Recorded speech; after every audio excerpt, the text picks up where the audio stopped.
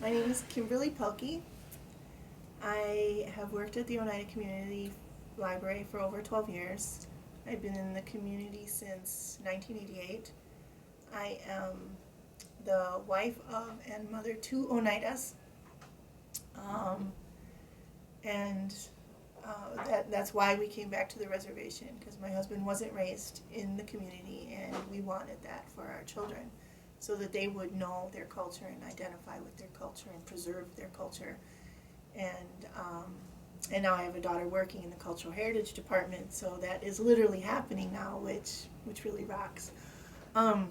So I've been here for 12 years, and my original job title was Children's Liaison, and then a consultant came in and gave their expertise and called me a librarian. I am not a certified librarian, so I live a lie.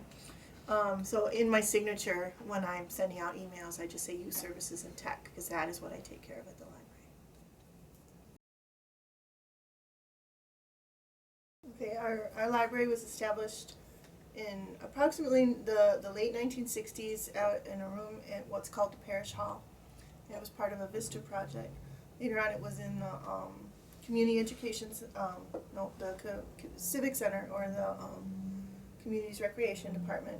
And in '77, they built the Archiquette building, named after Oscar Archiquette or Oscar Archiquette, depending on who you talk to with pronunciation. And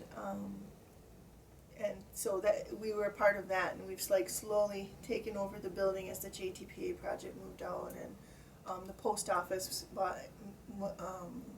built their own post office up the hill, and so now we share the building with the enrollments department, and so we have an adult area where we're seated now because of the fantastic mural done by Kim Kukowski and her husband Joel, and a Native American section, and then the youth department, which is all located in the addition that was added on in 1988. And so we've been in the community for quite a while. We now also have a branch library as of 1996 called the Green Earth Branch Library, located in the Green Earth Mobile Home Park. It doubles as the tornado shelter. So the residents can get into the building for tornado, but otherwise it just operates and is locked up as the Green Earth Branch Library, where we also do a lot of early literacy programming and after school programming as well. According to the state reports, our service population is considered 4,000. However, the former director of OWSNet, of which we share a circulation system with, estimates it more like 7,000 from his estimations of the town of Hobart, the reservation, town of Oneida. And so I would say that's actually more in keeping with what I think our service population is as well.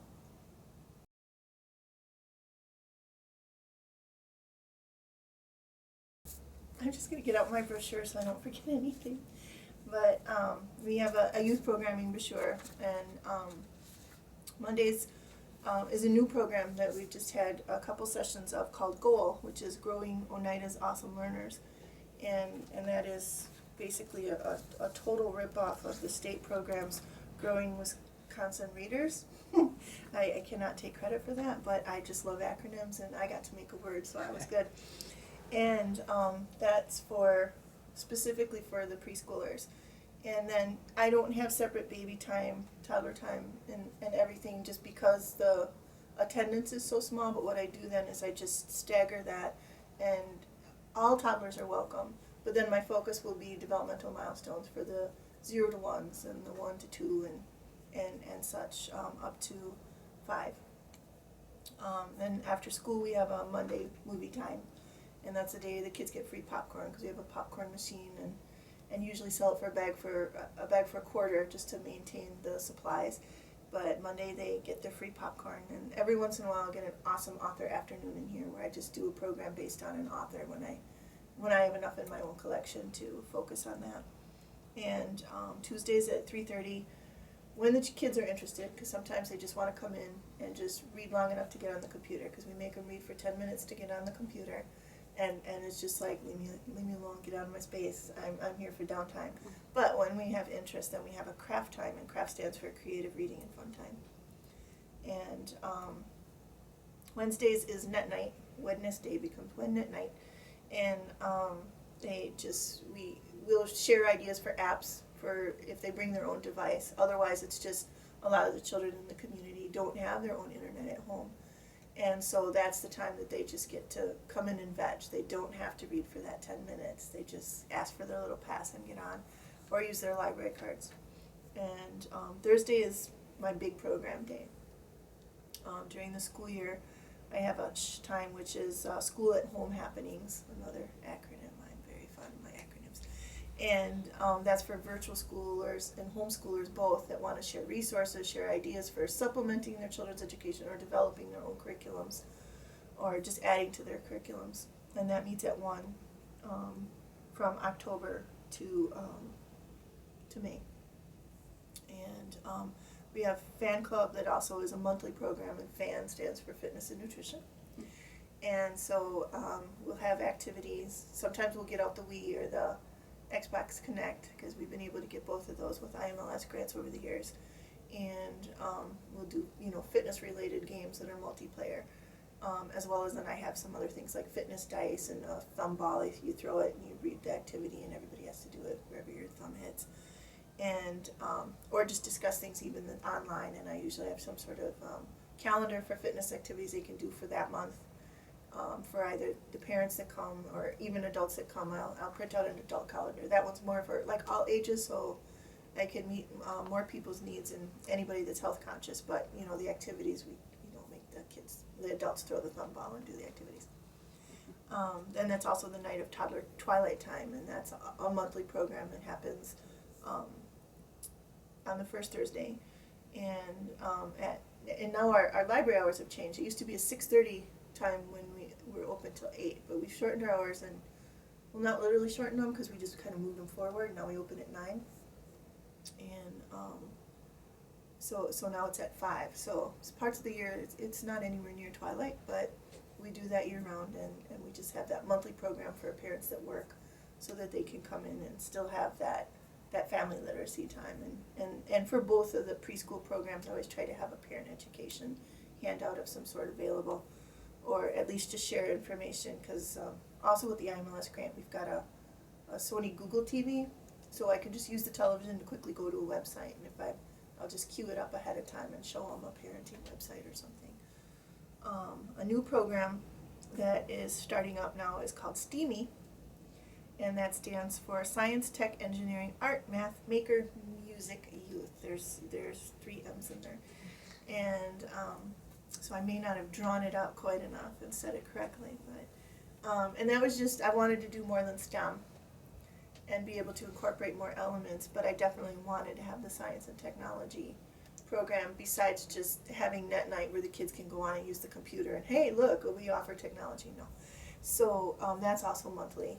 And if anytime these programs get popular enough, I will switch them to weekly. But right now, just with current staffing and the interest levels, we just do a monthly. And then we have a teen time, and it's called You Can, so Young Adult Craft Activity Night. And then this way, it's not just for teens. If I don't want to lose my 20-somethings when they just stop being those teenagers, so it's for young adults, literally. Not just teenagers, so that we just do something based more and geared more for them. And I still have the tweens that want to participate more, but it's like, no, not this one, because they've got their craft times and stuff. So, and then only on even months, so, just like 2, 4, 6, and 12, because then I don't do it for the summer. We have a book club, and if they come to us 3 book clubs, they get to keep the book, so I won't put them all into our system for circulation, so they can keep a copy of the book, but it's the BFF club, that Books and Fun Forever, and then just a little paperback, and then I just have it for all different ages, so no matter who comes for it, I've got the little picture book, I've got the early chapter book, I've got the YA book, and I've had adult books, but I haven't had adults participate in something called BFF, so. And then we have writers group that meets once a month teenagers are involved in that, but that is for adults. But the adults said it was okay for the teenagers to come, and it's just a creative writing time, and we critique each other and share getting ready for NaNoWriMo and just different writers' pages, and then I usually just bring them to the Pinterest group or the Pinterest board that I have for writing tips and stuff that I save for the library, and then my personal Pinterest page too. So that's this library. Now the other library, she has Hooray for Pre-K, and what's really cool is I used to work mostly just the evenings, and so I wasn't always able to meet the needs for childcare and Head Start, and so a lot of times they'll go to that library more. And she has them come in for field trips, both child care groups and Head Start. And I'm hoping that we can do more of that now that our hours are more conducive to it. So she has the Hooray for Pre-K, and she does 1,000 books before kindergarten with the groups versus the families. Where a part of goal is the 1,000 books before kindergarten, and I have goals more family oriented, where she has set it up so that they're reading those 1,000 books before kindergarten with the child care and Head Start groups, and then they have a different set of incentives to meet those goals. Although she has like the FACE group too, that meets up at the Oneida Tribal Elementary School or Turtle School, and they also come in, and those parents do the 1,000 books before kindergarten as part of her preschool programs. She has a teen time. She has a lot of different after-school activities. She has a beading group that she does with the adults, and during the summer, sometimes she'll have teens participate in that as well. But and then she has the Elder Day out there, and so she's the one that does our elder programming, unless it's me. Last Tuesday was Elder Day, and I got to be the one, and they'll do bingo, and they'll do bingo in Oneida with the numbers, but then they just do that B row because there aren't very many people that can count much higher than 20. So they just do the B's, and they count the teens so everybody knows what they're doing. Because, many of the elders are just not fluent in their native language anymore at all. And we'll do it that way with the kids too when we do bingo and stuff. It's just try to incorporate that culture in all of the programming. And I sometimes will have the culture programming as well. We had a different craft that met on Thursdays that was culturally relevant activities, but now I just try to incorporate culture in everything, but not always specify that I'm doing so that I don't alienate anyone that might not be Oneida and then suddenly think that the activities aren't for them. So this way they get to learn about it when they're here, they're exposed to it, because even the community members that aren't Oneida, I believe should know about the community that they live in, because this is a reservation-based public library. And so that's how I handle that more, is just to incorporate it into everything. And but then when we get guests that come in and focus on the culture, then we just make a special event out of it.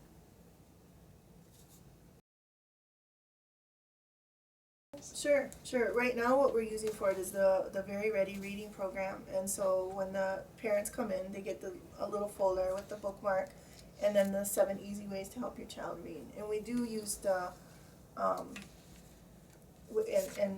7 easy ways are books, sounds, words, rhymes, songs, stories, playtime, and that goes well along with the 5 literacy practices that are generally used by the Every Child Ready to Read program for ALA, which we're also getting for programming. I also have a newsletter that comes out for just quarterly for them. Our first one was puppets and why we would want to use puppets, and another one is technology, media literacy technology, and our early learners. And the information I got from that was from an early literacy symposium that I attended early in the early in the summer or late spring, and then that was my June newsletter. And the upcoming one that I still don't have out for October is about the 32 million word gap, and how, depending on your education level, how many vocabulary words your children are ready for. But not to let that intimidate you. If you don't have that education, you can still expose them to the 32 million words, and part of that is coming to the library. And that erases that gap. You just put forth the effort and you expose them to the words here, and it's all free. And so that's that. And then we have a Facebook page, the Oneida, Wisconsin Goal, specifically for Goal. We also have another Facebook page for the homeschoolers, the SHUSH, and that's Oneida Home Education Association, as well as our regular Facebook page, and the branch library has a Facebook page, and then both libraries have Pinterest, so we can share, you know, not just programming ideas with other libraries, but just here, do this at home with the families.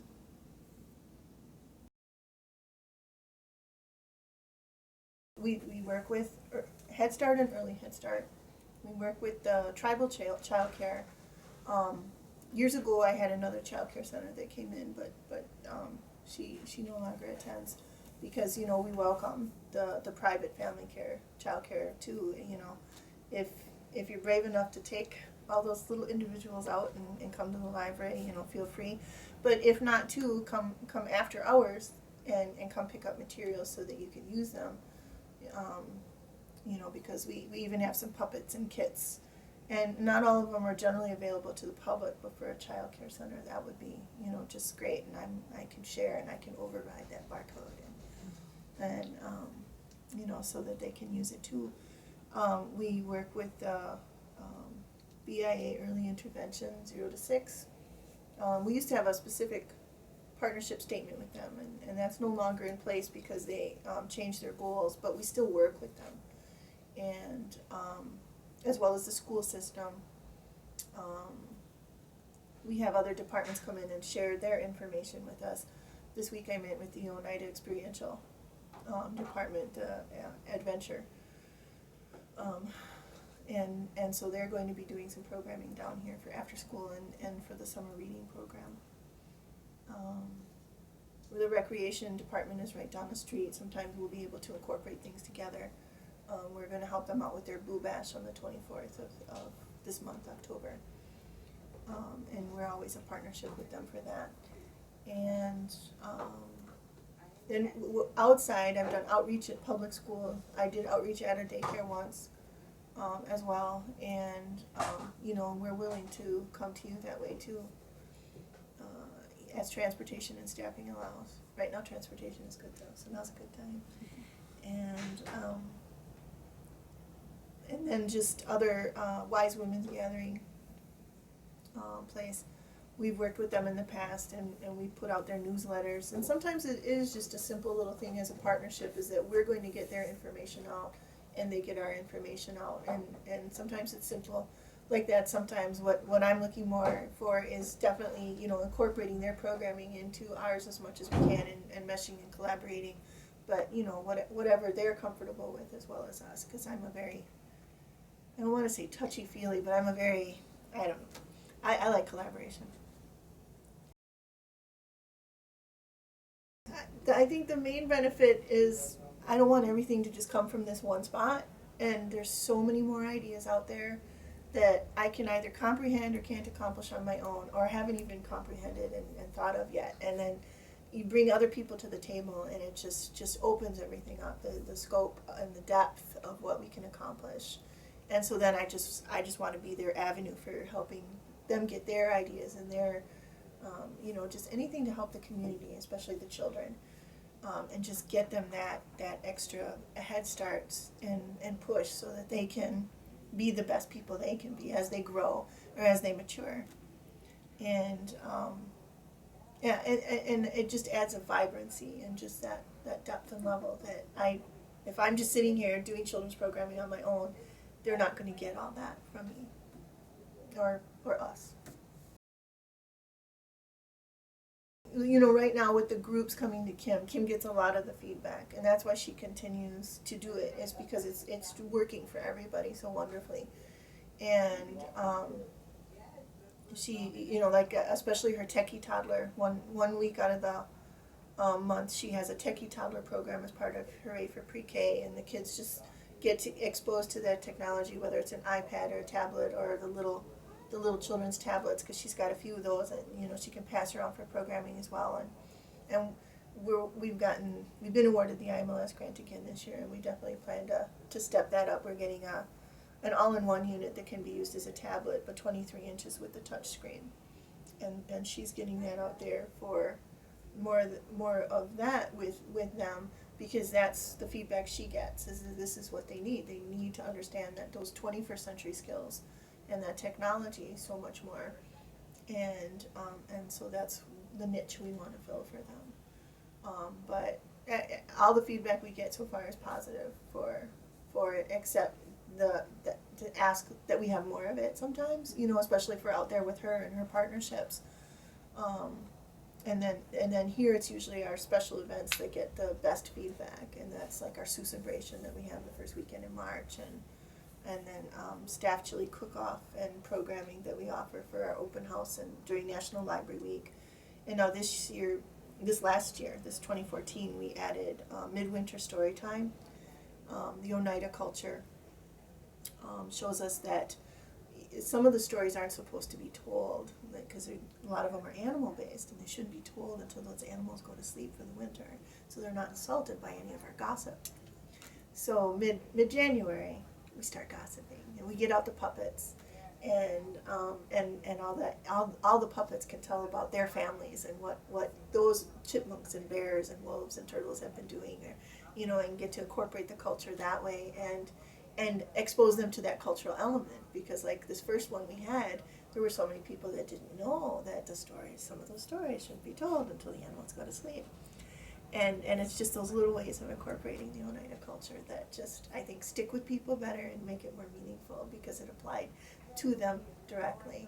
And then we had a Sloppy Joe sing-song Saturday in May, and that was for Children's Book Week. And we have Sloppy Joe, he's a puppet.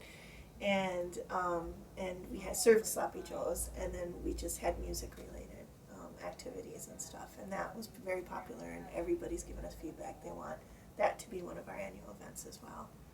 So then the Fiesta on Saturday, in September, it's to touch on the Hispanic heritage, and we have it mid-September after the Hispanic Heritage Month starts, because many of our Oneida people also have Hispanic heritage. And even if they don't, they should know about it. And then just another way to incorporate music and all forms of literacy and sharing into a special event. And those are the popular ones here. I put out surveys. I don't always get them back very much. But like the Children for Summer Reading program and things like that, I'll give you a bag of popcorn if you fill out the survey. Bribery works, even for some of the adults. And so that's when I get my formal feedback. And then what's nice about that is, hey, look, I can document, look, outcome.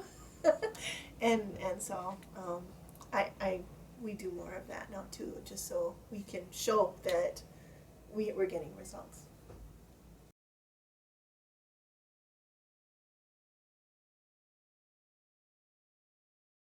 I think the challenge I'll start with first is just communication. Although at the same time, that's also the opportunity, is to have that communication with them.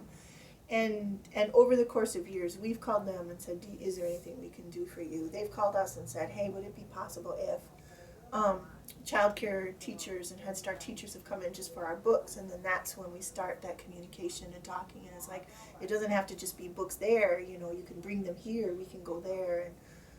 And things like that. And the Week of the Young Child is the time I got to do outreach with Oneida Child Care, and I went 2 or 3 different days now. I don't remember, because it was like in 2008 I think I did that, or 9. And then I just got to tell them a story, and we just met, and I had the puppets and everything out, and I got to interact with them with the music and things like that. And but yeah, communication is both. The opportunity is when we start the dialogue and we get to talking and we get to bounce the ideas off each other and develop something. And then that was that when I couldn't provide it. I'm like, but the Greener's hours are 9 to 5. Here's her phone number, and and then from there, then she's also just had the parents come in, and the parents have been the liaisons for the organizations, and that's how FACE got started, coming out there and working with the family and children's education. And so that word of mouth and that communication is, once we've established something with somebody that it can go, But at the same time, it's like, okay, now why aren't the other Head Start teachers coming here and partnering? Why aren't the family daycares coming here? And giving us the call and saying, hey, what can you, do for us, and how do I reach them? Which is why I started the Facebook pages, because then it's just out there, and then hopefully you can search Google and find us somehow. But if not, just that it's out there for those that want the communication without me bombarding somebody or making irritating phone calls and becoming a pest about it too, because I don't like to be a pest. I am sometimes a pest, but I don't like to be a pest. The library website is oneida-nsn.gov/library to get to us, but you can find us in the little menus up at the top of the page as well. And find us in 3 different spots, because I had it in there. My son is the website programmer. I'm like, put us there too. Abuse of power on film now. And but otherwise, just our Facebook page, and it's just oneida.community.library for Facebook, and then it specifies Oneida, Wisconsin, because there are other Oneidas in the country and other Oneida libraries, like one in New York for sure, and then from there you should be able to find our other specific to goal. Otherwise, it's Oneida, WIGOAL, for Oneida, Wisconsin goal, for our Facebook, because that's way I can just get a post up very quickly and not have to program and edit and publish and save and this and that with the website. I just post, and I just share, and I just like others and share those posts where I can get so much information out so quickly. And then I try to limit that too, so I'm not being pesty on Facebook as well. Oh my goodness, she just never stops posting. And then we have a Twitter, and that's Oneida Library WI for Wisconsin, because New York beat me to it. And then our Pinterest page too, which is just pinterest.com/Oneida Library. And for Green Earth, then that's Green Earth Lib, because you can only have so many characters, and she couldn't get the whole library word in there. So, and then and she posts on there too. So I don't know any of those.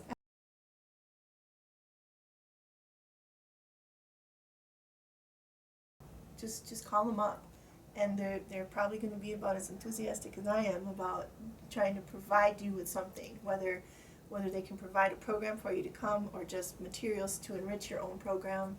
But I know they're out there, and some of them are as crazy as I am and enthusiastic about things. And and if not, see what they've got on their website too that you can just use as a resource, because so many libraries just have such great child and parent pages, and they'll do research for you that you can share with your parents and your children, and so go see some of them. So that's one of my pages that I used to have years ago when the website was different. Is I just had a page for parents, child care, and teachers, and I would just send them links to all these cool libraries that have done so much more, because it's like there's no sense me rewriting the wheel. Here's the link, look what they've already done, because they have staff people that just do that. And get in your library, go talk to them, give them a call, check their Facebook.